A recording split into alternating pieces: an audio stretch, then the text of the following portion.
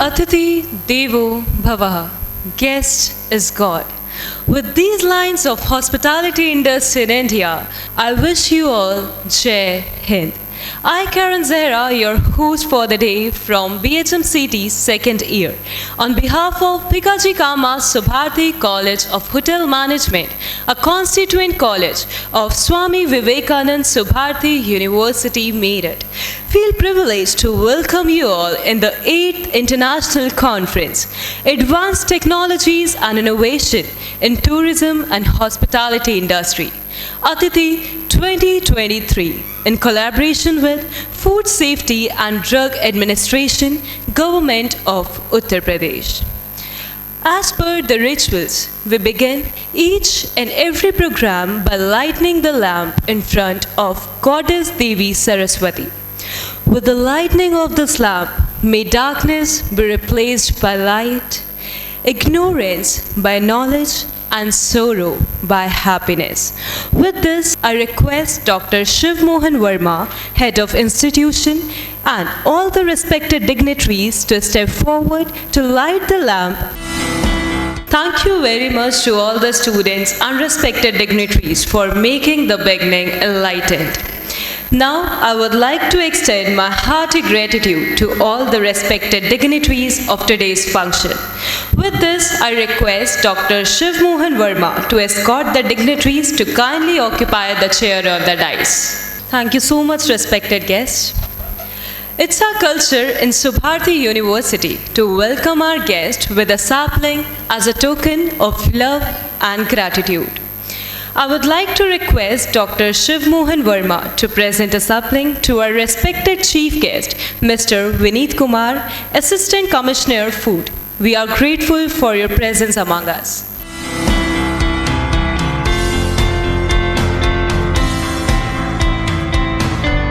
Thank you so much, everyone.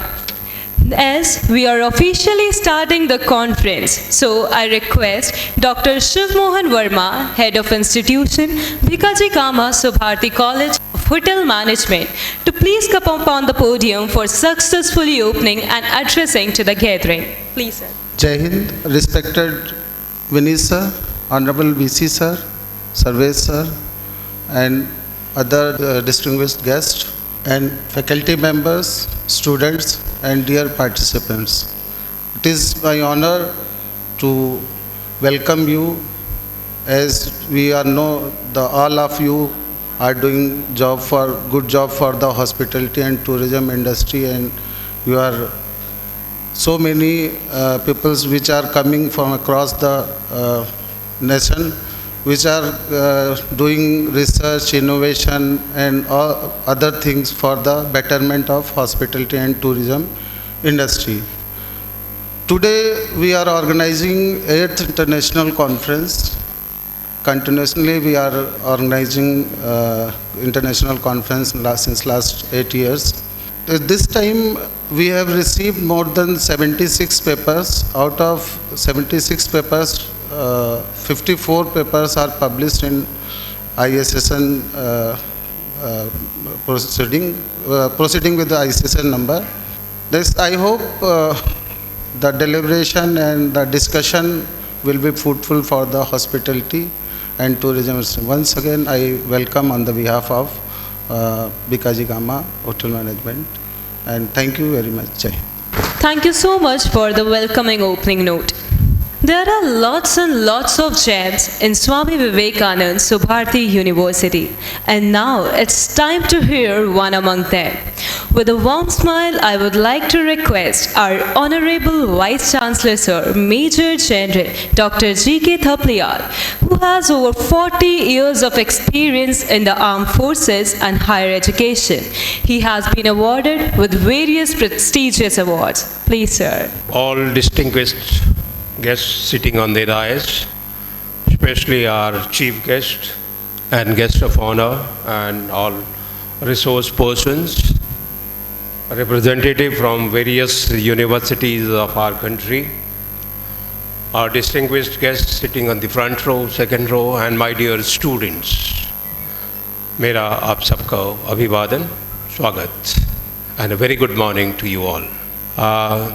This seminar, this conference, international conference, is being organized by one of our best institutions, that is our Center of Excellence in Hospitality and Hotel Management, headed by our dynamic Dean, Dr. C. Mohan.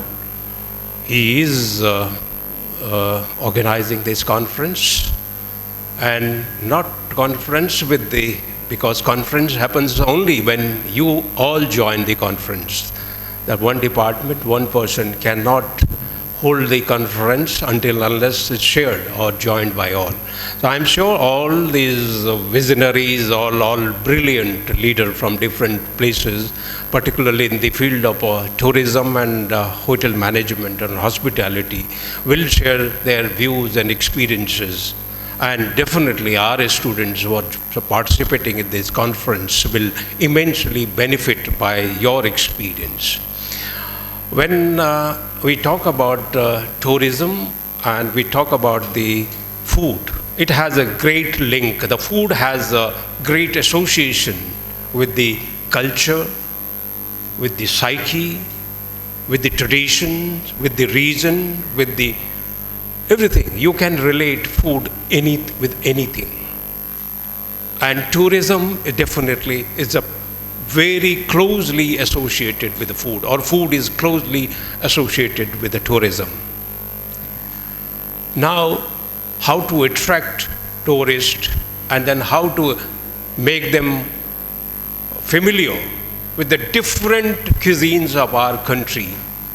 That's a very, very important, and our country can prove to be one of the destination for food for any foreign countries they're visiting. Because if you go from, even in UP, from one place to another place, you will find the cuisine is changing. And from UP, you go to Uttarakhand, you will find different kind of cuisines, and you go to Punjab, you will find a different type of a cuisine. But these cuisines have not been actually projected, have not been promoted, have not got due recognitions in the international market. So this conference definitely will focus on these areas, that how food and tourism can be interlinked with each other, and how India can be a good destination for tourists in the context of food and other things, culture. And through food, we can promote our culture, our traditions. So I'm sure this conference is going to deliberate upon all these ideas. And with that, I will not take much time. I only wish you all the best, a great success for this conference, and a great stay. All those who have come to Subharti University, great stay for them. Please go around the university. You will find a different culture in this university. We believe in Shiksha, Seva, Sanskar, and Rashtriyata. And those 4 pillars you will find is exhibited everywhere, anywhere you visit the Subharti campus. You find the roads, corners, junctions are named after people who are not actually in the history. Probably they did not find their place in the history. For example, Jhalkari Bai Dwar we have. Most of you may not be aware about who was the Jhalkari Bai, who was the Vama Saha, who was the Bomu. All these kinds of a name you will find, and please try, be inquisitive about these names, and you will find a great history behind them. Their contribution towards our independent freedom movements, to our nation building, is immense. And this is our culture, this is our tradition. Subharti focuses on that, along with education, modern education, technology-based education, but deeply rooted in our culture. Thank you very much. Jai Hind. Jai Hind. I am the Chief Executive Officer, Dr. Shalya. I welcome all of you to our university, and I congratulate Dr. Shiv Mohan to be able to call everybody on the same platform to be able to share their knowledge and experiences for the benefit of students. I am already late, so I will not be speaking for very long, because अगर आज के समय में सबसे ज़्यादा कमी किसी चीज़ की है तो वो सबके पास समय की है. आप सब अपना अनमोल समय निकाल कर आज यहाँ पे आए, हम उसके लिए कृतज्ञ हैं. And we heartily welcome you, and we would like to request you to please definitely go around the campus, which we've made with a lot of love and passion. also the Mars Resort, and give you valuable inputs so that we can make it all the more better and have a wonderful conference. To all the students and delegates that have a wonderful learning session.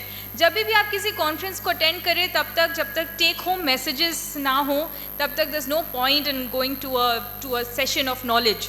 So take messages. These are people who have so much experience who can teach you so much more.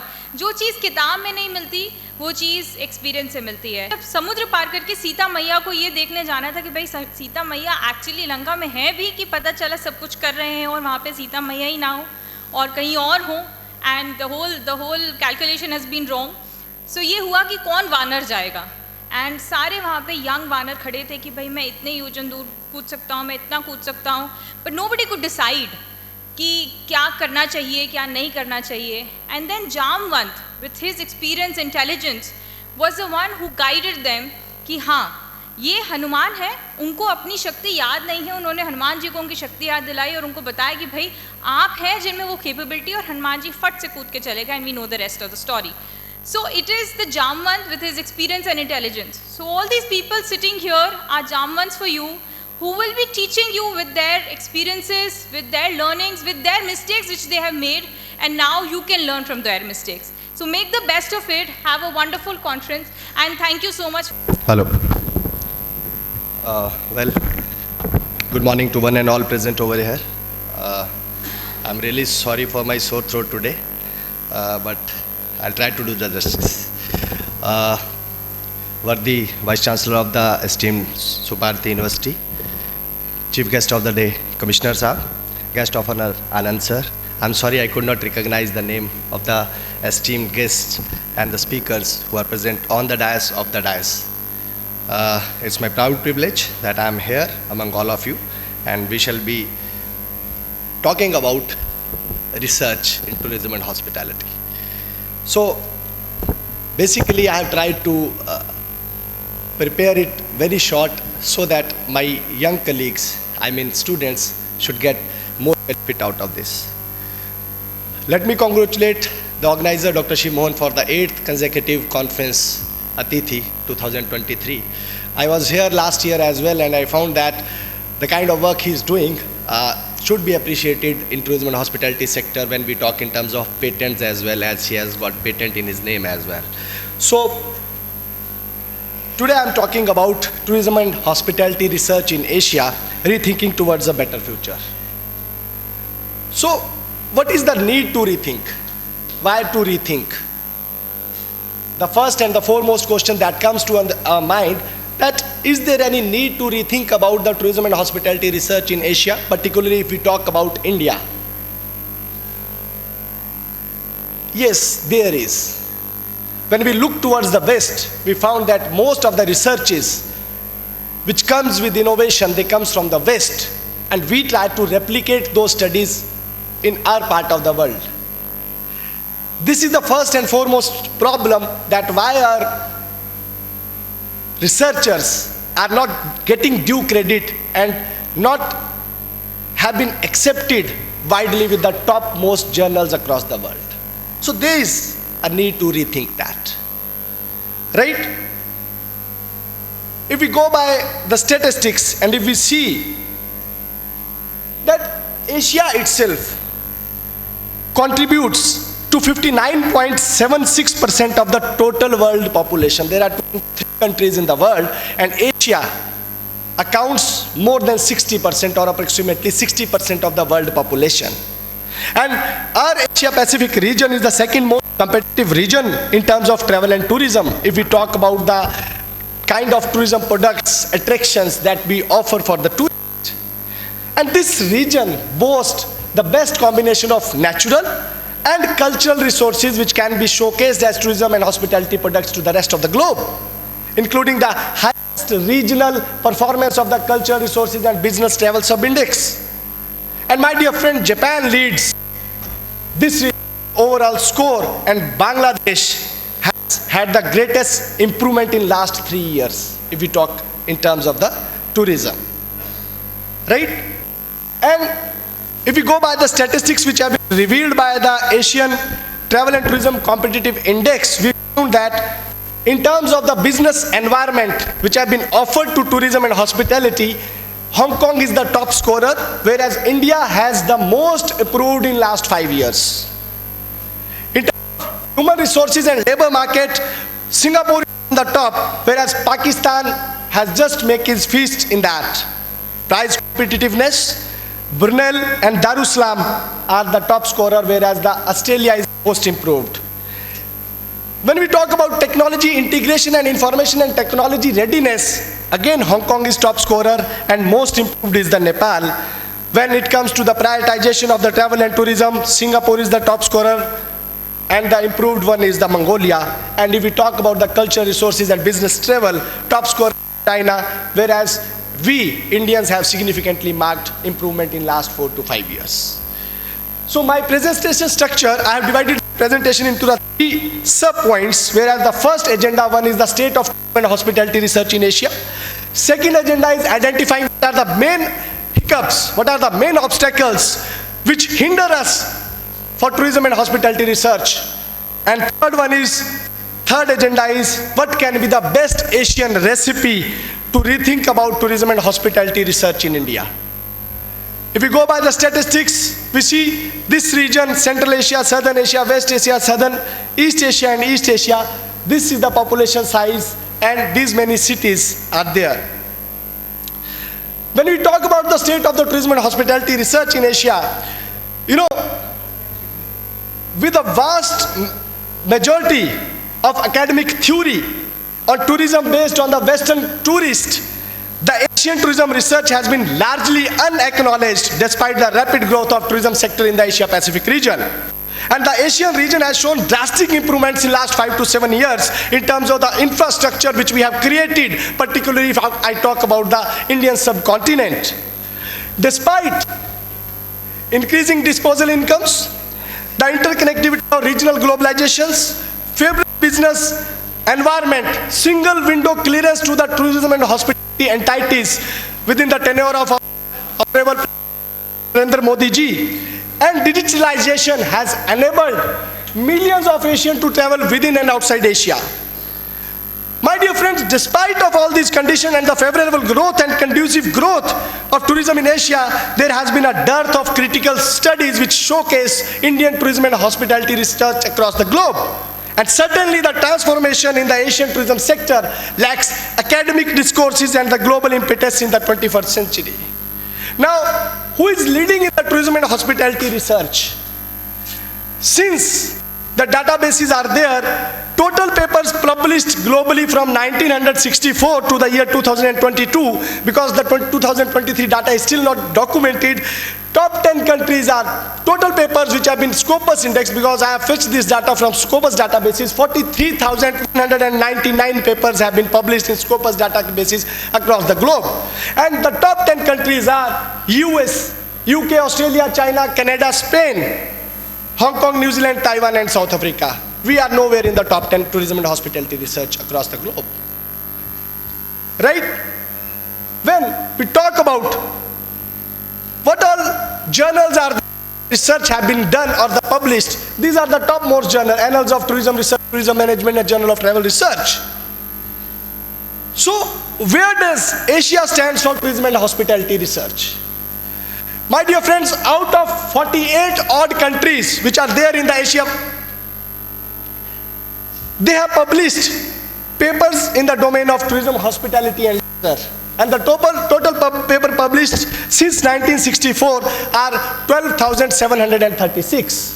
And the top journals are Tourism Management, Journal of Travel Research, Asia Pacific Journal of Tourism Research, International Journal of Hospitality Management. And we can say that, see the dominance of the China in publishing research, particularly in the area of tourism and hospitality research, followed by Hong Kong, Taiwan, South Africa, Turkey, right? So,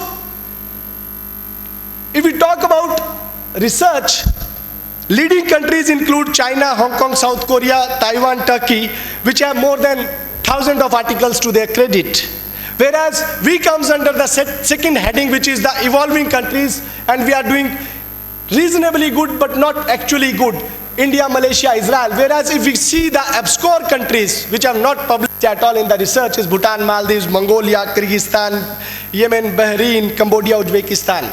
But if we work seriously, we can set an example to these countries as well. This reminds me, 2 months back I was in Bogor. I was invited to the Asia Pacific conference, and because Bogor is very near to Cambodia and these countries, they really want to follow that what can be showcased, how it can be showcased, and how the costs can be cheaper.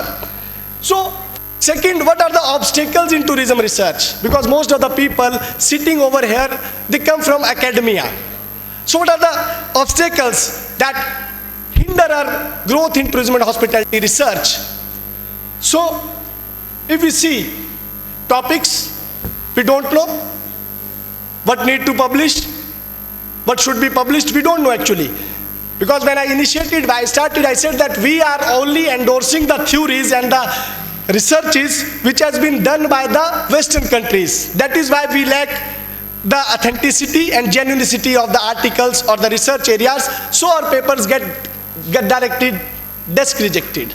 So first is, we don't know what to publish, because we only try to follow the West.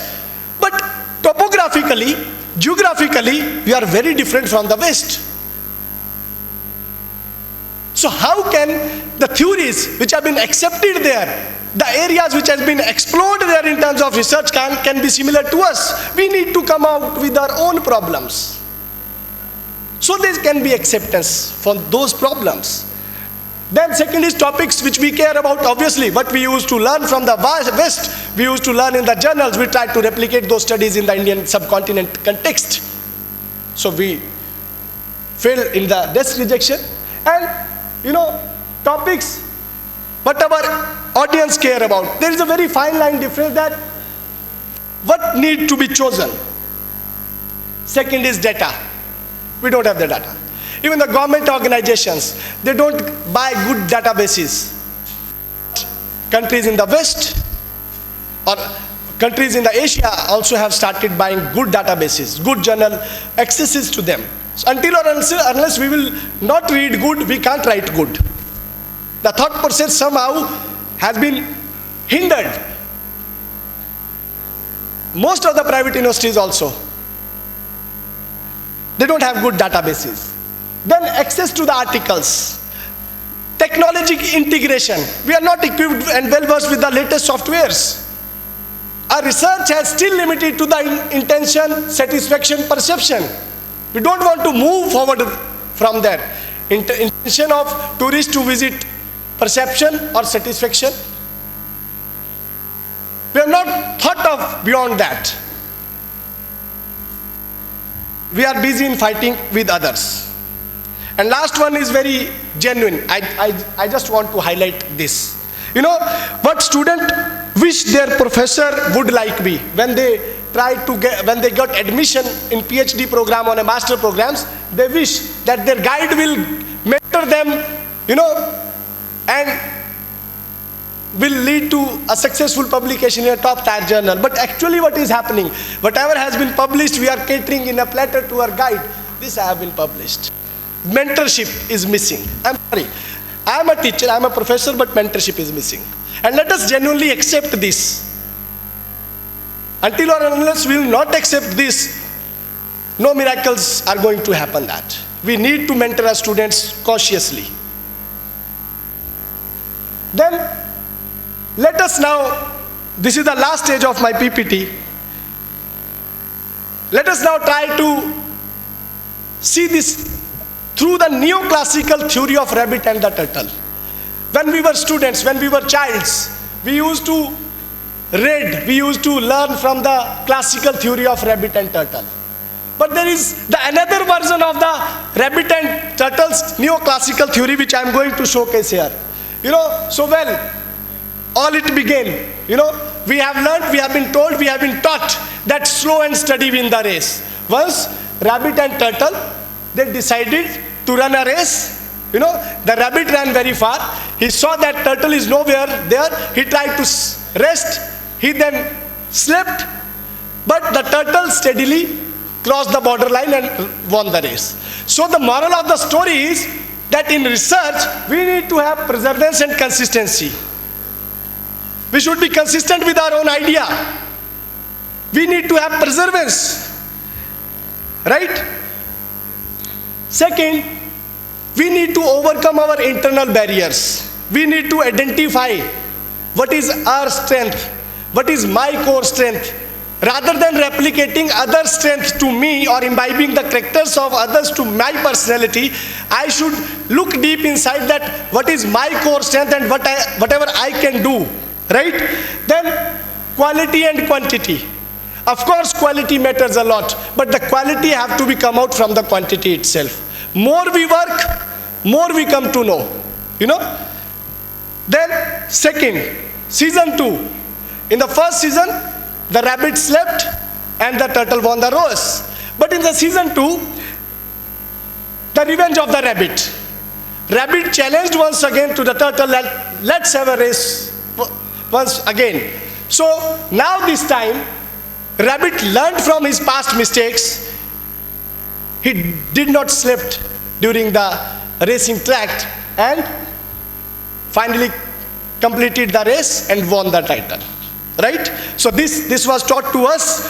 So my dear friends, rejections or injections for better research. Believe me, whatever reason your paper have been rejected, there must be a logical, thing behind that. Go by the reviewer's comments. Try to understand that where I have lagged or where I was inconsistent in this manuscript and try to incorporate these changes and submit that to the next journal. Publish or perish. We are in the race now. It's a rat race. We have to go for QS ranking. We have to go for Times Higher Education ranking. We have to go for NAC. We have to go for NIRF, where research has a substantive, weightage of the marks. So we don't have a choice. As an academician, either I need to publish or I'll get perished away. Third, we need to self-accept that, see, I can't point finger towards others.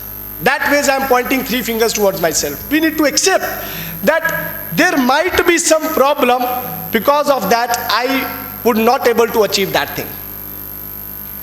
So, moving towards the third season, because season 2, we were students, we were taught, we read, there was no season 3. So this is the world of OTT platforms nowadays. So many seasons, so many series. So we have incorporated a season 3 here, where the wise turtle once again challenged the rabbit for the race. But the turtle knows his strength. So with a little deviation, he smartly changed the racing track. So what happened? The rabbit and the turtle ran, but just before the finish line, there was a river. Rabbit was not able to go through that. Turtle came steadily, swam, and finished the race. So, jack of all trades or ace of one, it's up to you. Because there is a saying that jack of all trades, master of none. It is up to you that you want it to be jack of all trades, or you just want to ace in your area where you have the strength. Stop following the West. I have stopped following the West in my research now. Modi ji always emphasized on Atmanirbhar Bharat, Apda mein Avsar. We need to self-introspect and come out with the problems which are there in our tourism and hospitality sector. They are not exposed to the West. And we can get decent publications. Identify the socio-cultural aspects of the Asian tourism sector rather than looking towards the West all the times. So, the fourth season is there where the free enemies are there. Of course, as you grow, you will have a lot of enemies. But this reminds that we should accept our weakness and work together. So what has happened? We need to remove the cultural, social and ideological biases among us, which is there. As a scholar, whenever somebody's paper from India comes to me for review, I tried not to desk reject that. I try to be as honest with that. बाल की खाल निकाल देता हूं पर reject नहीं करता हूं. क्यों? I want to promote research from this part of the country. So we need to remove the cultural ideological biases among us, and we need to have, a support system towards our colleagues. Collaboration with Asian authors. Let us collaborate. Let us share the resource pool and let us work together. We should not treat our colleagues as our competitors. Rather than we should treat them as comrades. And we should take conscious steps towards the research. And completing the circle, there is the last episode, season 5, where the rabbit and turtle once again tried to run the race. This time they run together. So until the river, the rabbit took turtle on his back, which is honestly not possible, but this is a story which I tried to craft it. And where the river started, turtle took rabbit on his back, and they both completed the line together. So we should identify good researchers, ask them for mentoring, and should extend a helping hand across the length and breadth of the country. In this way, we shall be able to nurture a research ecosystem in our country. And we need to share our research experiences with the coming generations. We need to build an ecosystem for tourism research in Asia and particularly in our country, and we should lead by example. We always have to lead by example. We should publish first and then ask our research scholars to publish and to the faculty which are reporting to us. And we need to create success stories of everyone. So this is the crust that we need to remove biases, shift from competitor to comrades. We need to pave our own way. We need to have perseverance and building an ecosystem for Asian tourism researchers. So this was the bottom line of the research. And if you have any questions, you can directly connect to me through LinkedIn, WhatsApp, or email IDs that I'm ready to help and mentor. With all these words, I would like once again to place my sincere thanks on regards towards Subharti University and particularly to Dr. Shiv Mohan, who have provided me the opportunity to discuss this amongst the August gathering. Once again, I am thankful to the worthy Vice Chancellor, to the Chief Guest and organizers, and my all fellow colleagues who have joined from across the length and breadth of this country. Thank you very much for listening to me. Thank you. Namaskar. Ladies and gentlemen, distinguished faculties, researchers, and guests, Honorable Vice Chancellor and Chief Executive Officer of Vivekanand Subharti University. I take this opportunity to convey my gratitude and sincere thanks for having me here as a keynote speaker on the occasion of this wonderful conference. The topic chosen of this conference is very apt, and I also would like to thanks to the Department of Food Safety and Drug Administration, Government of Uttar Pradesh, for associating for this wonderful conference. I was just looking at the board that there's mention that eat right. I think we all are suffering not eating right. We are forgetting our culture. So I think we all have to come back. We have completed the cycle and we have to come back to our natural cycle of eating food. Everything is there, but we are getting influenced with the brands. We are getting influenced with other advertisements. So I think we all have to eat right. That is very important. And eating right starts from the home. So we all have to start eating. We have been talking a lot about the millets. So no, we only have been talking, but millet still has not come to our plate. So I think we all have to think what is right to eat. We are talking about sustainability. We are talking about environment. So no, eating millet is also helpful for the environment. So we all have to understand the importance of this and bring all these things to our plate. Because if we eat right, our thought process will be right. We will be positive. So I think it is a wonderful initiative associating for this wonderful conference. Congratulations to Food and Drug Department of Government of Uttar Pradesh. And I also would like to congratulate to the university and Professor Shiv Mohan especially, because he is continuously organizing international conference last 8 years. I think it is the 9th conference. So he deserved a big round of applause. I think we all can applaud for him. Today, we are not just gathered here as a participant, but as a catalyst for the evaluation of an industry that thrives on progress and contributed about its 60.5 trillion in the Indian economy. And next 10 years, it is going to be double. So we can understand the magnitude of the hospitality and tourism industry. I am not adding the food to it. Food is an integral part of this, but I am only talking about this magnitude of money is there in this hospitality and tourism. And the kind of employment it is going to generate, it can help to sustain the nation's economies. So it is very important to all of us. When we talk about this, my topic, that fostering the shape of hospitality learning, emerging education path. So since we all are educator, but what is important in this is that we have to inculcate important values to the student community, because we are seeing that students are not, they are misunderstood many things. So what we have to understand is that how do we go about it. So I will divide my topic into 3 segments. The first segment is education. We all understand that we all are having education, but the education is changing on a very fast pace.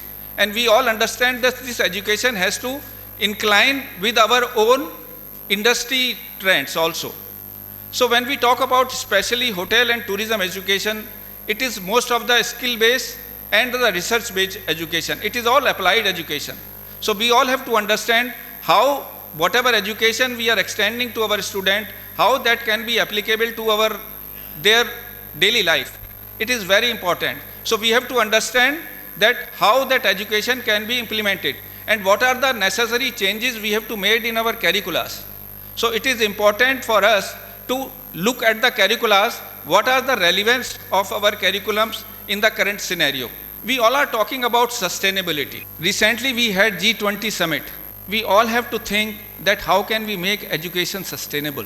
We have been talking, sustainability has become a buzzword, but we all need to understand the importance of sustainability. We are seeing this environmental disasters. So it is important to understand this, because we all have to reduce this carbon footprint in our daily life. And the contribution of carbon footprint from tourism and hospitality is about 10%, 8% from the tourism, about almost 2% from the hospitality industry. So I think in the G20, we have discussed about this, and we have decided that by 2030, we will reduce the carbon footprint by 66%. And by 2050, we will reduce it by 90%. And eventually, this is going to be mitigated. And I feel that it will be very difficult for us to zero the carbon footprint. So we all have to educate ourselves and understand the value of this carbon, reducing the carbon footprint. In the G20, we had 5 specific goals as far as tourism and hospitality is concerned. We have talked about green tourism, green hospitality. So I think it is important for us to inculcate green tourism in our curricula. Second thing is digitalization, because we are living in the scenario of digitalization, and most importantly, this young generation sitting in this hall is born in the digital era or technological era, I would say. So it is very important that how we can upgrade these students for this digitalization, or how they are ready to face in the industry this digitalization challenge. It is a challenge for us as an educator. Skill is a very important. I mean, we all are doing the skill development, but at the same time, we all have to think that how this skill can be implemented in our practical, applied knowledge, how this can be extended to our students. So we all have to understand the knowledge which is extended in the institution is applicable to the industry. So whenever we go and talk the industry says that we are not getting the industry ready people. So very important that hospitality industry is a show business. So we have to ensure that our students are very well trained as far as the communication is concerned, as far as their body language is concerned, as far as their understanding to the customer psychology is concerned. So it is important, I think somehow we all have to understand the importance of skill. Life skill is very important for our student. And let me tell you that hospitality industry is the only industry which teaches the life skill to the students. We develop overall students, but still there are some gaps. So we still have to fill those gaps in our students so they are ready, industry ready, and industry does not complain that our students are not industry ready. Tourism as a micro business. This is all our G20 mandates which we have to inculcate in our curriculums. And when we say the tourism as a micro business, they are talking about entrepreneurship. How you can become the job provider. So we have to create those generic environment in the institution. Like I was talking to Mr. Shiv Mohanji that he is doing a wonderful job as a startup. They are running some startup and they are working on more startup. And hospitality industry has so much of a scope for the startup, and that the startup in the hospitality industry does not require much money. It only requires the initiative. But we have to prepare the mindset of our students. Not only the student, but the parents also. Because the parents don't encourage their kids to become an entrepreneur. They want them to be satisfied only with a monthly salary, that at least you will get something. So that the confidence development exercise and perseverance in business, because you will be leaving eventually something to yourself. You will become the employer and you will be working with your own will. You will have no time, but you will have to go little extra mile and create that entrepreneurial activities in your thought process. Destination management is very, very important for the tourism, because currently the tourism has the capacity to sustain the economies. So we have to develop our destination which are sustainable, which are eco-friendly, which are environment friendly. We all have to understand that how can we create our destination. And it is not the government's job. Whenever we go as a tourist, so we have to understand, we all have to become a responsible tourist to make those destination nice to others. And we have to leave something on this planet to our next generations. So I think we have to create enough awareness to our young generation that this planet is yours and we have to maintain this planet.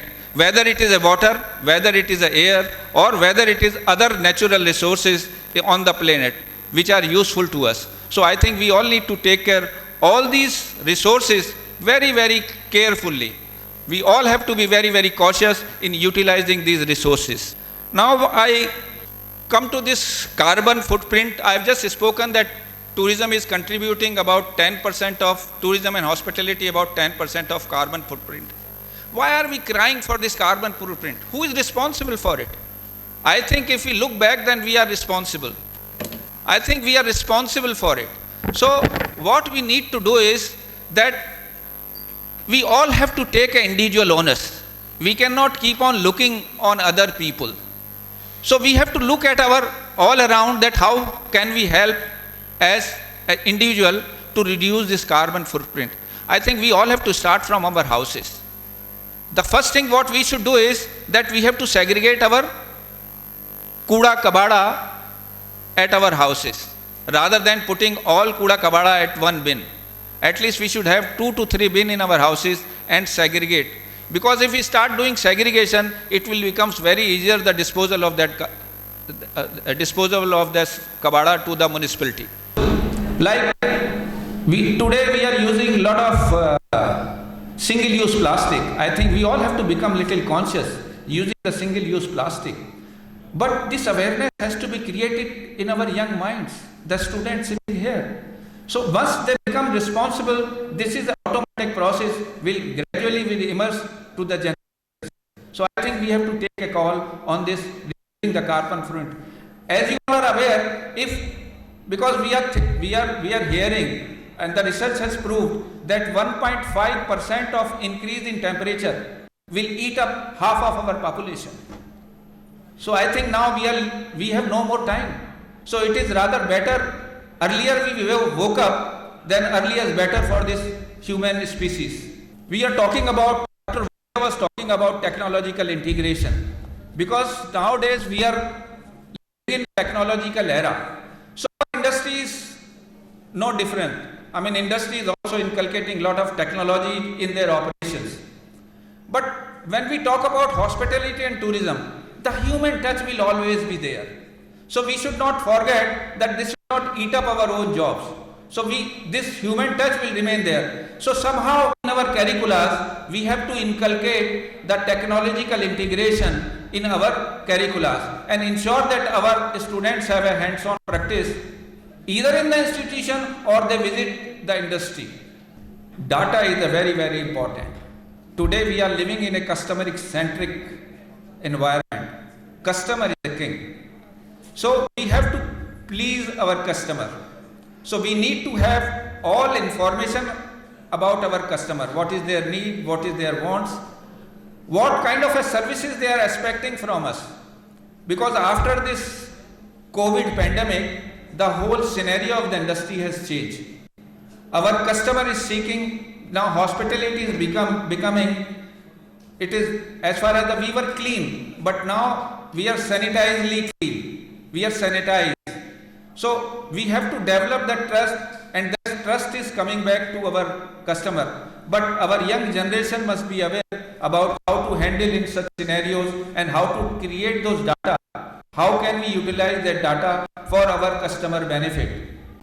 It is very important that Dr. Walia was talking about that cultural, we have been talking about local for vocal.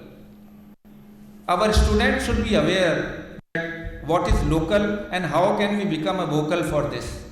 Whether it is a food, whether it is a culture, whether it is a heritage.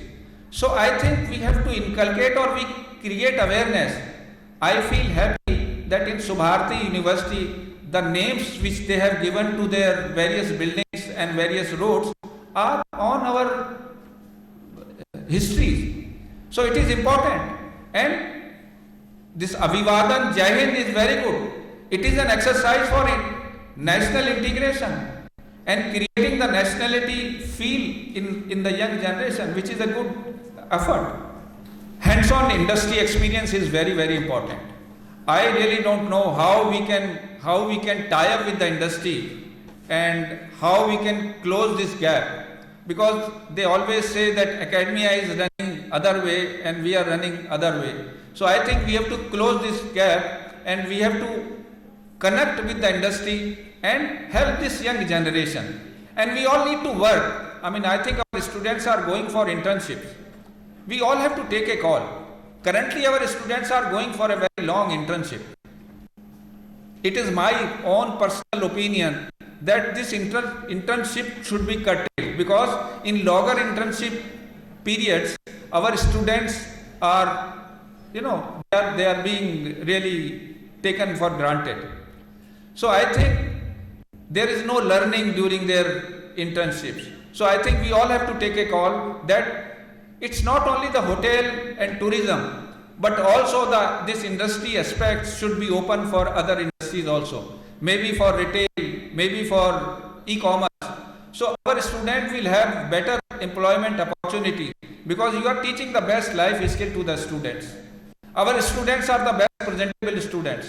This fact no one can deny. But at the same time, we are not able to help them just keeping in the single industry. So we have to open the gates for our students, for the other industries as well. Experiential learning is very, very important. So for experiential learning, it is a two-way method. Our faculty needs to get exposed to the industry. Then only they will understand what is the latest happening in our industry and how that can be inculcated or how that can be passed on to the student community or maybe the future leaders or future generation. That is important.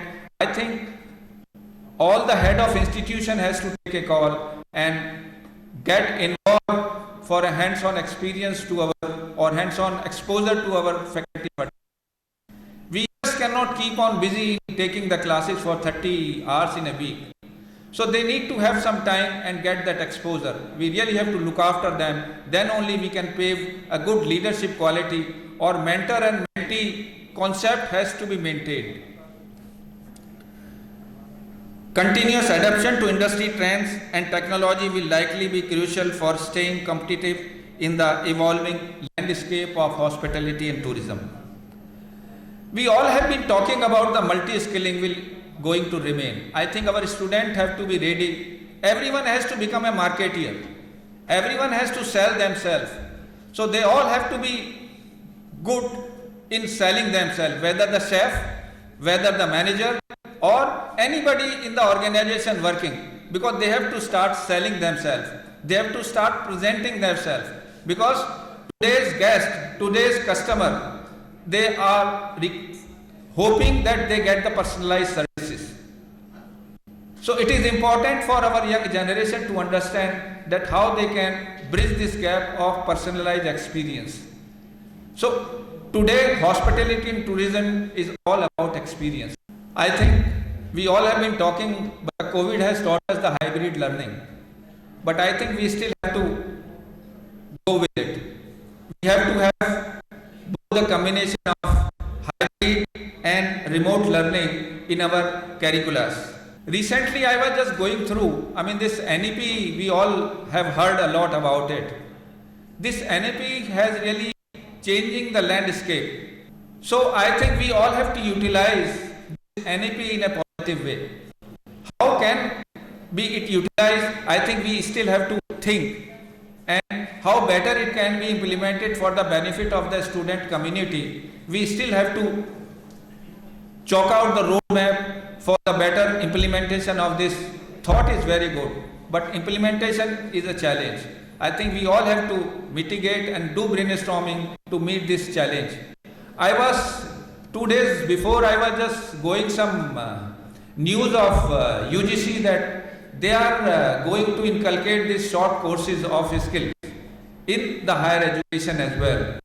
So I think it is very important how to implement. Thought is very good, but how to implement, how to create that ecosystem of skilling in the universities, because in universities are teaching and learning and research organization, but we are not ready for the skill development in the universities. I think we have to develop that ecosystem of skilling and create that environment in the universities so that we can extend the support to the young generation. Creativity is a very, very important. I think today's young generation is very creative, but that creativity, it is not put into the place in their academic environment.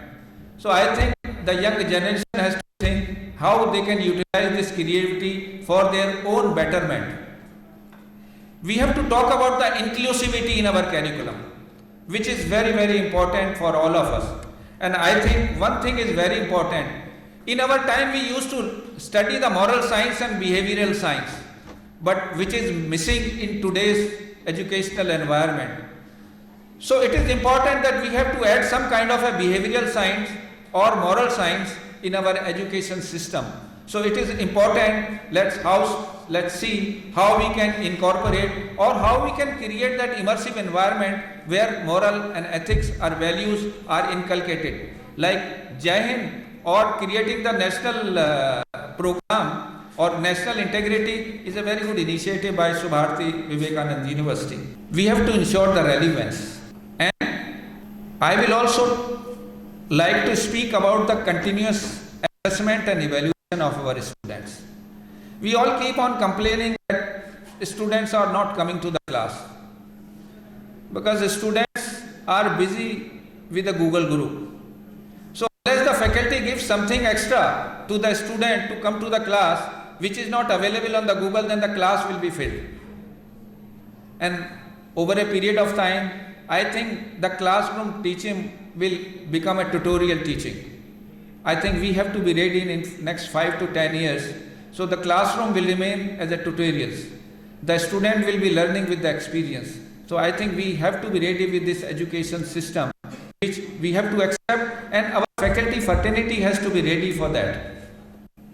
I have a little message to the students. We have to create the environment where a student can take responsibility for their own educational experience by setting goals, managing their time effectively or efficiently. They should take the authority to participate, including seeking help when it is needed, stay organized, and cultivating a curious and self-motivated attitude can enhance the overall learning process and ensure success in their life. It is very important for the young generation. They have to take the onus of their own self. They have to be self-motivated. They have to be self-learner. They have to believe in self-learning. Now, when we come to the industry, so industry has to come closer to the academia, or we have to go to the industry to bring them closer. Because we are living in a customer-centric environment, so we have to understand that how can we fulfill this gap so our customer does not feel bad about it, or our training does not fail when they face the customers. So we have to work on the student confidence, student positivity, which is important for the industry, and industry has to take the honors for a proper educational training which they are extending when our student goes to the industry. And as far as compensation is also concerned, initial compensation has to be worked out, and we all have to sit together. We have to give a reasonable compensation to our students. So then I think we will be able to bridge a wonderful gap for both the young student generation, because industry would need the students. So we have to create that environment for the industry that they start accepting, and we prepare our student ready for the industry. So they don't need to give any additional training for them, except creating that ecosystem where they can evolve themselves. Nowadays we are seeing the changing customer profile, including the data need to track those changes, generational change in the customer needs, challenges of the brand management. We all have to create awareness because future belongs to artificial intelligence and emotional intelligence. We have to be empathic with our customer and with our students, even with our faculty as well. We have to maintain the balance of high tech and high touch, including the using technology to accomplish personal services and activities. So it is important for us because we are living in a high touch and high technology environment. In the realm of hospitality and tourism, where experience weaves the fabric of memories, technology stands as a transformative force. As we embark on the journey of exploration and innovation, let us embrace the potential of cutting-edge advancement to redefine and evaluate the guest experience. As we navigate the current changes, let be resilience, be our. The challenges we face are opportunities in disguise. Used to adapt innovative and emerging stories in the face of adversity. Remember that it is our collective intuitiveness that propels us towards the new horizons. In the closing, I would say, let the conference be crucible of ideas, a melting pot of innovation, where the spark of creativity ignite a flame that light our path forward. Together, let's pave the way for future where hospitality and tourism become synonymous and seamless. Jai Hind. Thank you very much for the patient listening. I am open for any questions for the students or anybody else, research scholars. Thank you very much. Once again, I wish to convey my sincere thanks to Professor Mohanji for having me here and giving me the opportunity to interact with you. Thank you very much. Good afternoon, one and all present here. Myself, Dr. Amit Datta, going to present on the topic AI adoption in hospitality industry. Before starting, we must know what is AI. AI is the simulations of human intelligence possessed by the machines.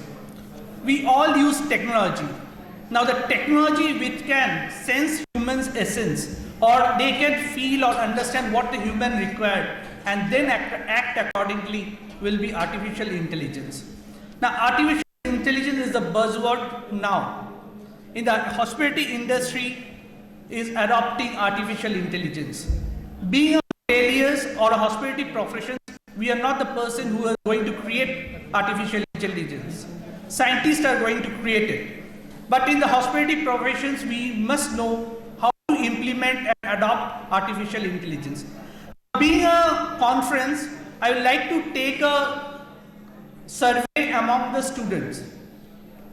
Yeah, all students be appreciative. I'm going to take a survey. It's very easy. Your answer should be just raise your hand. Right? Ready?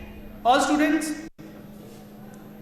Do you use technology and you are technology savvy? Raise your hands if it's yes. You are all technology savvy, right? Now if I give you a second case, you are sick and going to visit a doctor. There are two options for you. One, as you know who the doctors are, a human doctor, and another is Alexa. So you are sick and you ask Alexa, give me the medicine because I am sick on this. Which one you will comfortable? Humans or the Alexa? Humans, right? So this is a question. AI is coming, hospital is adopting AI. Whether we are ready to adopt AI or not. And if we adopt, to what level? In my presentation, I will explore different AI applications. I will try to be very precise and it will be very ground level that the students can understand and they will be beneficial. Right? I will also certain keynotes for the future researchers and what we should do for the adoption of AI.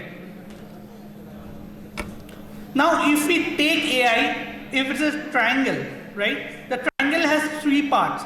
In the basic, in the bottom is the machine learning or the narrow level of AI. In the middle is the machine intelligence, which is the general level of AI. And in the top is the machine consciousness, where the machines can understand you.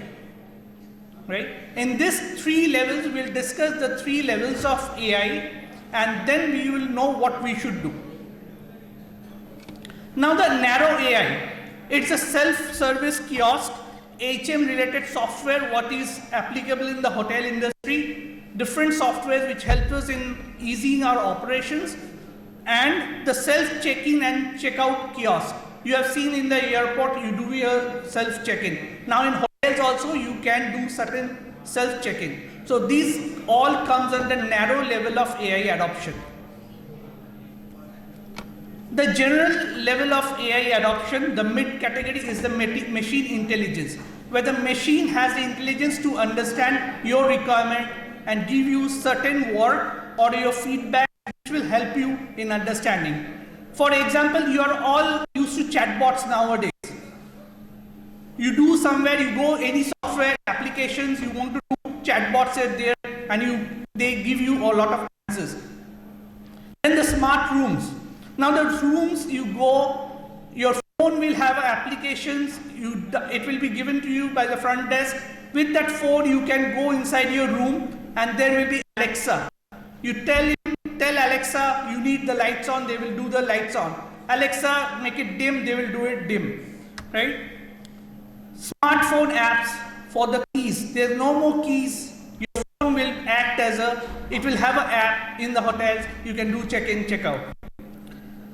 Connie robot concierge, they are replacing human concierges. They will carry your luggage, give you small operation, it will assist the operations assessment for the employee. And then virtual and augmented reality. Virtual reality is 2D, and augmented when we can visualize that it will be an augmented reality.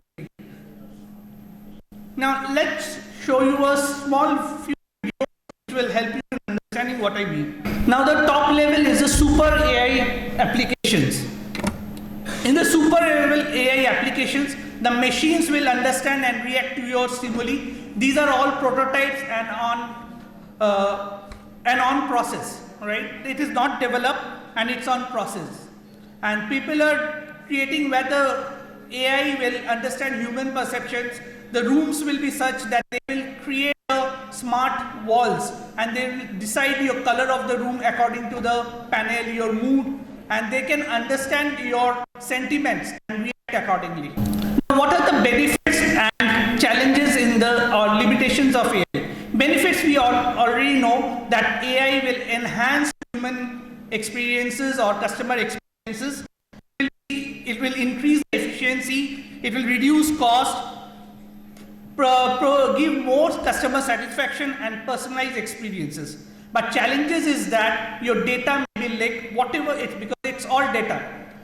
All your feelings, sentiments are all your data, and it may be leaked. Data privacy is an issue, and there are potential of job displacement, means AI is replacing humans, so there will be number of humans will be less required. Now, to adopt AI applications, there are antecedents. There are different 3 categories of antecedents: organization factor, technological factor, and individual factors. Under organization factor is the competitiveness, whether the management who is going to adopt AI are ready for it or not. Does the organization support such changes of AI adoption? And the structure of the organization is such whether it can adopt or inherit the AI. During technological factors are anthropomorphism, which is a wow factor. AI robot or AI front office staff, and people get wow. What is it? That wow factor is that the technological factor. Outcome, we keep AI and what we are getting in return. The associate risk, technological risk, and the reliability, whether that machine is reliable or not, whether humans are safe or not. In the individual factor, tech savviness, whether the people are technically prepared and they can adopt AI or not. The awareness is there or not with the staff. The readiness, perceived risk, motivation for the employee to adapt such AI, and the perceived insecurity, whether it will harm me or will I lose my jobs if such AIs come. Now, the keynotes are that the adoption of AI in operations has been readily accepted and gradually will be adopted by the hotel industry. So AI will come. It is very easy to adopt the narrow and general level of AI, but adopting a super level of AI is really a question mark, and that is for the future researchers to understand that what we should do, and they should carry out research on all the factors and see the outcome. The hotel industry also needs to carry out their survey and then understand whether they want to implement such AIs or not, what is going to be the pros and cons of AI if such AI has been adopted. Preparedness, being a hotel management institute and educators, we should prepare our students with the AI.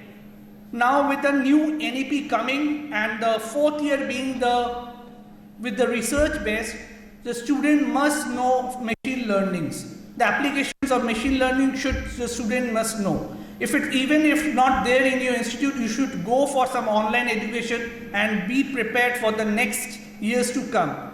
You should learn a lot of machine learnings and data saving. For researchers doing research, a simple survey, taking questionnaires, putting it in the SEM analysis is not enough. You should also try to do a lot of qualitative study and then apply all this machine learning to understand the sentiments of the outcome or the survey, and then put a proper analysis. This will help you in doing more research in more good quality of journals. You know this movie, every student? Right? When the movie came 1990s, 80s and 90s, we thought it's a scientific fiction movie. But now in 2020 after, we started realizing we started accepting, right? So a judgment day is all for all the hoteliers is that how we will adopt AI. What should be the level we should adopt AI or not. So it's a judgment day. And with that, I thank you, and thank you, Dr. Mohan, for inviting me for this session. Thank you. Good afternoon. Greetings, distinguished scholars, intellectuals, organizers, Dr. Sri Mohan Verma, who is also a very good friend of mine, all the students. Today we are talking about, it's a conference based on advanced technologies and innovations in tourism and hospitality industry. So maybe I'm not the right fit or very relevant, because there are a lot of academicians, scholars, intellectuals. I asked Dr. Simon Verma why you are calling me and why you want to, why in such scenario, what should I say to in front of students and all the academicians. He told me whatever your journey or what kind of experience you have, you can indulge and you can convey all your rich experiences with them. So I was a bit confused. But I'm not just going to bore you at this point of time. I got an idea the first speaker told a lot about the research and quality. Yeah, education imparts the knowledge and quality matters. And there are big questions we don't have a proper quality of research. I would like to add, and I totally agree with them, just I would like to add one more important thing, कि कीचड़ में भी कमल खिलते हैं. It hardly matters just be an expertise and master of that, or don't be a part of ill system, and don't blame, because this is something within you, you can do that. Aryabhata भी यहीं हुए थे, पतंजलि भी, वात्सायन भी, योगा भी, सब कुछ. So this is something which we need to take care of that. We cannot blame all the, because this is something apart. We are also a part of that. On the other side, the second speaker, it's a buzzword, sustainable, energy. All these things are really very important. And when we're talking about the tourism sector and hospitality sector, it matters a lot. So these are the buzzwords. The third speaker evolves describe a lot of things related with artificial intelligence and machine learning. So I'm just going to share my overall experience. It might be not with any data or any kind of source. It could be from within myself with my experience. How can I start? Okay, there are two type of generation right now in front of me. The one which you can say very similar to me, and the second is next generation, all the students here. So we used to write a love letter, and it was full of emotions. It's not easy to write a letter at that time.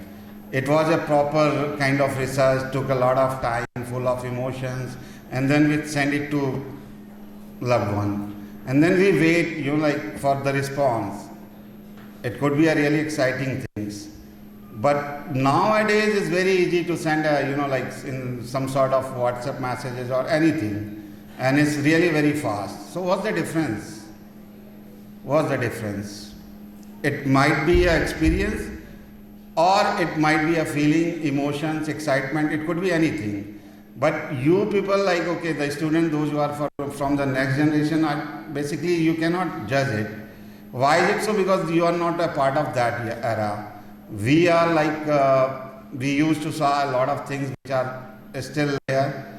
And nowadays, future, we are going to shape it because we cannot change it. Technology is an integral part and inevitable. We cannot deny, we need to adopt it. So basically what I want to say, education system in hospitality and industry, basically what we read in in classes is going to change dynamically. Why is it so? Because AI and machine learning, involves in each and every aspect. AI basically is a behavior pattern, or you can say it's based on certain kind of intelligence, which is totally different from emotionally intelligence. And artificial intelligence, you can say like it's whatever you think at this point of time. Like, is it possible like every transport, every train or anything, it could be can be convertible a one-room studio apartment after 20 years within 5 minutes? Yeah, it could be possible. Or anything like if you travel today like through the train, earlier it was like, okay, if you want to book from point A to point C, then train will the train like remain vacant for point C to point D or point F or point Z. But nowadays a real time you can book, and so obviously it's a profitable for everyone, like for consumer and for railway. So yeah, basically business, if involve technology, it can be a benefit for both of them. Like I'm talking about a business person.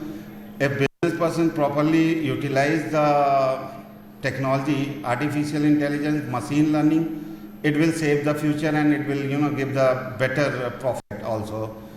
On the other side, I can see I can tell you my experiences. Like I used to visit many developed countries as well also. When I visited one of the museum, I thought like I should take a human guide. On the other side, I took some kind of gadget, recording gadgets, where I can go, and the gadget, it was like for multi-language. I selected my own language, that is English. So obviously I can play multiple times, I can repeat it, I can listen, and it's a very detailed information. On the next day, I had someone human. The experience was different. But which one is better? If you have a multi-high sky kind of hotel and you don't have a proper elevator or lift, is it possible to accommodate every person? Obviously it's not. So technology is very necessary.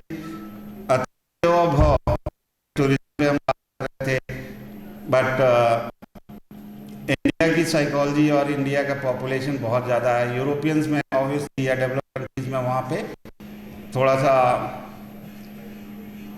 Shortage है human life की बहुत value है. India में बहुत easy है अभी भी, लेकिन आने वाले टाइम में शायद यहाँ पे भी होगा. स्किल मैन पावर नहीं मिल रहा है. मैं भी बहुत लोग को हायर करता हूँ, मुझे क्वालिटी ऑफ एजुकेशन समझ में आता है. सर ने बोला कि यूनिवर्सिटीज़ में स्किल प्रोग्राम कैसे लॉन्च होंगे, ये भी एक डिबेटेबल टॉपिक है, बट शायद इस पर भी गौर किया जा सकता है. प्लस अगर बात करूँ मैं कि हमारे इंडिया में अतिथि देवो भव का कॉन्सेप्ट है, बट हम कितना होस्ट करते हैं, कितना फैमिलियर हैं अपने अतिथि के साथ. इंडिया में टूरिज्म में सेल आउट करने के लिए क्या है, व्हाट वी कैन सेल. अगर कुछ अच्छा है लाइक योगा पूरे वर्ल्ड वाइड ने एक्सेप्ट किया है, बट हम वाकई में अपने अतिथि को एक्सेप्ट करते हैं जब तक हम वीमेन एम्पावरमेंट की बात नहीं करते हैं, रिस्पेक्ट नहीं करते हैं, अगर हमें कोई वीमेन की सेफ्टी पे ध्यान नहीं देते हैं, हाइजीन पे ध्यान नहीं देते हैं. Although like there are lot of things we need to can discuss what we can deliver to all over the world. So we need to think about that, only then we can host someone, or we can manage something in profitable kind of thing. It's a big industry, but we need to think. दुनिया में बहुत सारी countries हैं जहाँ पे कुछ भी नहीं है फिर भी उनका टूरिज्म बहुत अच्छा है. Why? Because they are good host. हम इंफ्रास्ट्रक्चर्स में बीट नहीं कर सकते हैं, हम बहुत सारी चीज़ों में बीट नहीं कर सकते हैं, बट बहुत कुछ है इंडिया में भी देने के लिए, बट हमें उस पर वैल्यू क्रिएट करनी पड़ेगी. सो वैल्यू क्रिएट करने के लिए हमें खुद से चीज़ों को देखना पड़ेगा कि हमारे पास है क्या, हम उसको सेल आउट कैसे कर सकते हैं. हॉस्पिटैलिटी और टूरिज्म इंडस्ट्री बहुत वास्ट है, और ये टॉपिक भी बहुत वास्ट है कि मुझे लगता है कि जो मुझे मैसेज देना है यहाँ पे, मुझे स्टूडेंट्स को मैसेज देना है. आप जो पढ़ रहे हो वो बहुत इम्पॉर्टेंट है, बट मुझे लगता है आज जो डायनेमिक चेंजेस हो रहे हैं, जो फ्यूचर में अगले 10 साल में होगा, उसको आज ही आपको ग्रिप करना पड़ेगा. आपको आज ही कहीं ना कहीं उसको लर्न करना पड़ेगा. Why is it so? Because there I can give you some examples like nowadays there are a lot of things, like suppose that if you want to open a restaurant or a hotel, so if you have a nice infrastructure, everything is okay, but if you don't have a digital presence means like a well optimized website, a proper proper reviews, If you don't have, you cannot do the business because competitors can, like hack all the businesses. So you need to aware what kind of, the opportunities we have. If you learn all those things, obviously you can take the advantage. Because if you don't take the advantage, somebody will take. Nowadays, a big infrastructure hardly matters. After post-COVID, there are a lot of concept of traveling as well also, like work from mountain, stay vacations, hostels, hostels. There are a lot of popular things right now. I have seen a lot of nomads, those who can work digitally anywhere, any part of the world, and now they can travel. So yeah, travel is going to be a very vast, now rich experiences, whether you can customize your itinerary within a second. So there are technology involved. You need to learn all those things. Only then you can make a difference. If you feel like, okay, I'm very good in some certain things, no, it's not. Because what I believe, like, okay, let me assume one thing. AI and machine learning can change the recipes, or they can make the same kind of taste, or like the cuisines multiple times, but human cannot. Is it possible? Because they can learn the behavior and pattern, and they can give the better outfit. So in that scenario, like, we need to think like, okay, whether we can replace the technology or not. No, we need to accept it, and we need to learn how we can, like, okay, just go with them, and how we take the advantage of maximum things. Because in India, what we see, like, the technology part is really very weak. IT industry is booming. Why? Because we normally do the data work. All the inventions they normally make, like in Europe or America. Why is it so? Maybe just because of their ecosystem or support system from the government. But in India, like what we like, normally we see, okay, this is happening right now and we are going to adopt it. There is no invention. Nowadays, like the young generation, they are going to lead certain things. Obviously, there are a lot of startups, even in hospitality and tourism sector also. So, in terms of business, in terms of like job, employer or employee, we need to think how we can make a difference, for what purposes, and how we can, like, okay, get the maximum utilization. So there are big questions. Why we are not getting a lot of tourism in India? And in small countries like Thailand, they have a huge tourism. China, like they have a tourism also. European, like in a small city like a Paris or like Zurich or any Spain, like Madrid, they have a huge crowd, almost more than what we are getting right now. Why? What they have a different, like, okay, we can make a difference also. We have a lot of cultural values, diversity, unity, cultural, everything.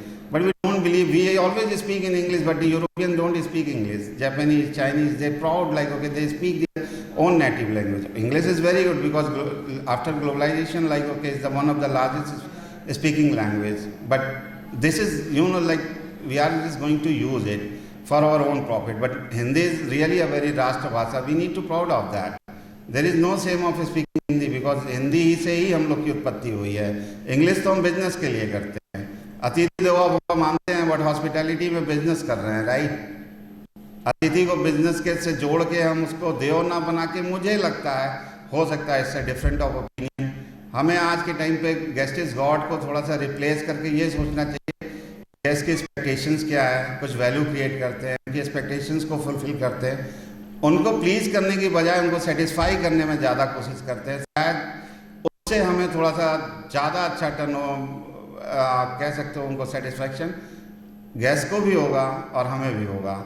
थोड़ा सा अगर business model में जाते हैं तो business is all about profit. अगर आप as a employ सोचते हो कि हम किसी कंपनी में जाके या हॉस्पिटैलिटी में, टूरिज्म में अपने आप को कंट्रीब्यूट कर सकते हैं, तो ऐसी तो भीड़ बहुत है. आप क्या डिफरेंस करते हो, ये बहुत इंपॉर्टेंट है. आप कुछ नया क्या कर सकते हो. लोग चेंज हो रहे हैं, आपको भी चेंज होना है. आज का जो सिलेबस है, pattern, obviously one of the best है, बट 10 दिन बाद कुछ बदलेगा जरूर. आपको डेली कुछ ना कुछ नया करना पड़ेगा. इतना कुछ टेक्नोलॉजी में चेंज हो रहा है. अगर आप बाहर जाते हो, रेस्टोरेंट में 10 लोग जा रहे हो, तो वहाँ पे स्प्लिट बिलिंग सिस्टम है. अगर आपको काउच सर्फिंग करना है, किसी को बनाना है, या आपको कहीं पे, तो काउच सर्फिंग जैसे प्लेटफॉर्म है. अगर आपको रिज्यूमे या क्या कहते हैं, आपको कहीं पे जॉब चाहिए, तो आज लिंक्डइन एक अच्छा प्रोफाइल है. मुझे लगता है ऐसे हर जगह पे प्लेटफॉर्म रोज चेंज हो रहा है। सबसे बड़ी बात क्या है, कितना भी बड़ा ब्रांड बिजनेस हो, एक छोटा सा इनोवेशन चेंज कर सकता है। अभी एआई में चैट जीपीटी आया, बहुत लोगों ने नाम सुना, बहुत माइक्रोसॉफ्ट ने उसे खरीदा। कहीं ना कहीं गूगल एक इतना बड़ा ऑर्गेनाइजेशन है, इतनी बड़ी, मतलब कह सकते हो ऑल ओवर वर्ल्ड में का डोमिनेशन है सर्च इंजन में, बहुत सारी टेक्नोलॉजी में और एस्पेक्ट पे, बहुत नेविगेशंस में, बट कहीं ना कहीं उनके अंदर भी फियर फैक्टर हुआ। ये सब चेंजेस जो हो रहे हैं, इसमें बहुत चीज़ें परिवर्तन में हो रही हैं। देयर लॉट ऑफ चेंजेस, बहुत ख़त्म हो रहे हैं, बहुत नए आ रहे हैं, हम इन सब के हिस्सा बन रहे हैं। नए लोगों ने तो अभी जो 2000 के बाद पैदा हुए हैं, उन्होंने तो बहुत कुछ नहीं देखा है जो हम लोगों ने देखा है। शायद बैलगाड़ी से भी चला है, और एविएशन में आज अच्छे क्राफ्ट में भी जा रहे हैं, बोइंग और क्या कहते हैं एयरबस में भी जा रहे हैं, और सुपरसोनिक में भी जा रहे हैं अब। और मोबाइल से लेके, लैंडलाइन से लेके, और आज के टाइम के जो रियल फास्ट कम्युनिकेशन, उसमें भी इवॉल्व हो रहे हैं। और कई बार ऐसा भी लगता है कि हम पीछे जा रहे हैं, कई बार लगता है कि नहीं हमें इनके साथ चलना चाहिए। तो keep the pace, learn it. और सबसे बड़ी बात मैं ये कहूँगा कि जो भी कुछ हो रहा है वो अच्छे के लिए हो रहा है, प्रोस कॉन्स में नहीं जाते हैं। अगर हमारे इमोशंस ख़त्म हो रहे हैं तो मुझे लगता है वो इमोशंस बचे ही नहीं रहेंगे, कुछ दूसरी चीज़ें होंगी। अगर हमें कुछ एक्सपीरियंस नहीं मिल रहे हैं कोई बात नहीं, लेकिन उसकी वजह हमें बहुत सारी अच्छी चीज़ें जो हो रही हैं, ईजी हो रही हैं, फास्ट हो रही हैं। आज दुनिया में किसी भी कोने में आप 24 घंटे में जा सकते हो। न्यूयॉर्क 12 घंटे की फ़्लाइट है, डायरेक्ट फ्लाइट लेते हो अगर आप, या पैसिफिक में ऑस्ट्रेलिया में लेते हो तो भी 12 घंटे में आप पहुंच सकते हो। ट्रैवल फास्ट हुआ है टेक्नोलॉजी की वजह से। अगर आपको लगता है कि यहाँ से बैठे बैठे आपको किसी को दुनिया में किसी कोने में कुछ भी भेजना है, तो ऑब्वियसली लॉजिस्टिक्स, सप्लाई, कम्युनिकेशन सब कुछ फास्ट है। आज की डेट में अगर आपको बैठे बैठे सब कुछ जानना है कि इस देश के, इस कंट्री के, इस प्लेस पे क्या हो रहा है, क्या वेदर है, क्या टेम्परेचर है, क्या लैंग्वेज, क्या कॉस्ट ऑफ लिविंग है, सब कुछ आपको यहाँ बैठे बैठे मिल रहा है। Advantage of that. अब आप इसको कैसे यूटिलाइज करते हो अपनी प्राइवेट लाइफ में, अपनी पर्सनल लाइफ में, सब कुछ यही है, बस देखना आपको है कहीं कहाँ पे सब चीज़ें मिल रही हैं। बहुत बार होता है जर्नी में बहुत सारी चीज़ें होती हैं, कह सकते हो डेस्टिनेशन मैटर नहीं करता है, जर्नी मैटर करती है। अब तो दोनों चीज़ें लग रहा है कि कहीं ना कहीं आपको मिस भी कर सकते हैं, बट अगर हम साथ चलते हैं टेक्नोलॉजी के, इनोवेशन के, तो बहुत कुछ अच्छा हो सकता है। इसी के साथ मैं अपनी बातें ख़त्म करता हूँ। धन्यवाद। Respected dignitaries from various institutions, faculty members, head of institutions, Dr. Shiv Mohan Gupta ji, students of institution, as we know that this is the 8th conference and the topic is advanced technologies and innovations in tourism and hospitality industry. Being a food safety personnel, first of all, I would like to express my views in Hindi. Food advance technologies और innovations in tourism and hospitality industry के लिए बहुत सारी चीज़ें भी बताई गई। Sustainability की बात हुई, एआई की भी बात हुई। फूड सेफ्टी के नाते मैं बताऊंगा कि एक ये भी कई लोगों ने एक्सप्रेस किया कि इस इंडस्ट्री के लिए हमें जो कंज्यूमर का है वो एक्सपेक्टेशन हमको देखनी है कि क्या है। इसमें एक मेजर रोल है फूड सेफ्टी का। फूड सेफ्टी क्योंकि कंज्यूमर ये एक्सपेक्ट करता है कि इस इंडस्ट्री में हॉस्पिटलिटी हो या वहाँ पर क्लीनलीनेस हो, फूड जो हो वो क्लीनलीनेस हो वहाँ पर, और food safe, wholesome and nutritious food हो। और जहाँ तक ये कोविड हुआ, कोविड के बाद में हम लोगों में बहुत ज़्यादा जागरूकता आई कि हम लोग हेल्थ कॉन्शियस हो गए। फूड के बारे में हम लोग चाहते हैं कि कहाँ पर अच्छे से अच्छा खाना मिले, हम वहाँ पर जाएं। उसके लिए मैं बताऊं कि वर्ल्ड में 600 मिलियन फूड बॉर्न डिसीज होती हैं, जिसमें से 4,25,000 लोगों की मृत्यु फूड बॉर्न डिसीज के कारण हर वर्ष होती है, जिसमें 5 साल से कम बच्चे 1,25,000 प्रतिवर्ष की डेथ हो जाती है। मेजर रोल इसमें रहता है हाइजीन एंड सैनिटेशन का, जिसको हम लोग आसानी से कंट्रोल कर सकते हैं। क्लीनलीनेस उसके लिए बहुत ज़रूरी है। वो हमारी चाहे पर्सनल हाइजीन हो, इक्विपमेंट की हाइजीन हो, या हमारे प्रीमाइसेस जहाँ हम ये फूड मैन्युफैक्चरिंग या प्रिपरेशन करते हैं उसकी हाइजीन हो। ये तीनों ही चीज़ें हमारे लिए बहुत ज़रूरी हैं।